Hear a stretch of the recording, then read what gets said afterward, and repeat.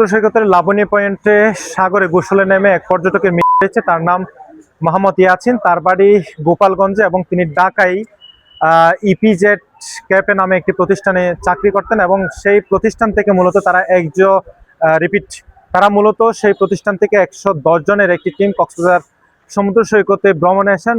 সেখান থেকে মূলত কক্সবাজার সমুদ্র সৈকতে গোসলে নেমে তার মৃত্যু হয়েছে, এমনটাই কিন্তু আমরা তথ্য পেয়েছি। এবং সাগরে যখন তিনি গোসলে নামেন, তার অপর সহপাঠীরা তাকে বাঁচানোর উদ্ধার করার জন্য চেষ্টা করেন, তারপরেও কিন্তু তিনি সাগরের ঢেউয়ে তলিয়ে গেছেন, যার কারণে তাকে উদ্ধার করতে পারেনি। তার পরবর্তীতে তার অন্যান্য যারা সহপাঠী রয়েছেন তারা মূলত কক্সবাজার সমুদ্র সৈকতে যারা পর্যটকদের সার্বক্ষণিক নিরাপত্তা দিয়ে থাকেন, সিসেট লাইফগার্ড কর্মী, বিচ কর্মী এবং ট্যুরিস্ট পুলিশ, তাদেরকে খবর দেয়।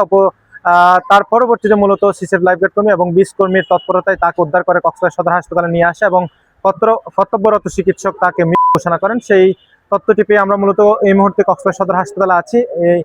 এখানে আসার পরবর্তীতে আমরা দেখেছি যিনি মৃত্যুবরণ করেছেন মোহাম্মদ ইয়াছিন, তার যেটি লাশ অর্থাৎ মরদেহটি মর্গে প্রাঙ্গণে প্রেরণ করা হয়েছে। অপরদিকে তার মৃত্যু ঘটলেও আরেকজন নিখোঁজ রয়েছে, তিনিও তাদের সহকর্মী, অর্থাৎ তারা মূলত ঢাকার যে এই পিজেড ক্যাফে নামক প্রতিষ্ঠান থেকে কক্সবাজার সমুদ্র সৈকত উপভোগ করার জন্য, আনন্দ উপভোগের সময়টুকু কাটানোর জন্য তারা এখানে এসেছিলেন। সেই তথ্যটি পেয়েছি।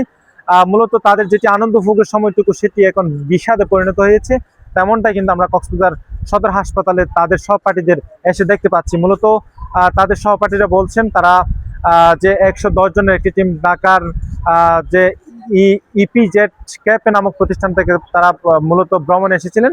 সেই ভ্রমণে আসার পরবর্তী তারা মূলত কক্সবাজার সমুদ্র সৈকতে গোসলে নামেন।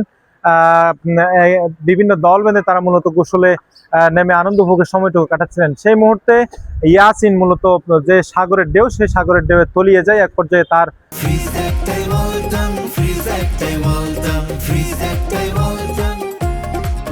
মৃত্যু সেভাবে হয়েছে এবং সেখান থেকে মূলত উদ্ধার তৎপরতা চালিয়ে সিসেট লাইফগার্ড কর্মী এবং বিচ কর্মীরা কক্সবাজার সদর হাসপাতালে আনার পরবর্তীতে চিকিৎসক তাকে ঘোষণা করে এবং তাদের আরেক সহপাঠী মোহাম্মদ ইব্রাহিম, তিনি নিখোঁজ রয়েছেন। এখনো পর্যন্ত তার যেটি মরদেহ সেটি এখনো পর্যন্ত খুঁজে পায়নি।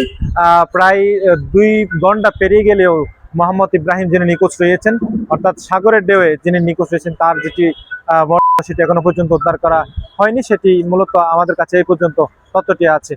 দর্শক, এই মুহূর্তে কক্সবাজার সদর হাসপাতাল থেকে আপনাদের সাথে যুক্ত থেকে এই মুহূর্তের যে দুর্ঘটনার খবর, কক্সবাজার সমুদ্র সৈকতে পর্যটক নিখোঁজ এবং মৃত্যুর ঘটনা, সেটি নিয়ে আপনাদের সাথে ছিলাম বাংলা এডিশন থেকে আমি নূর মোহাম্মদ শেখ।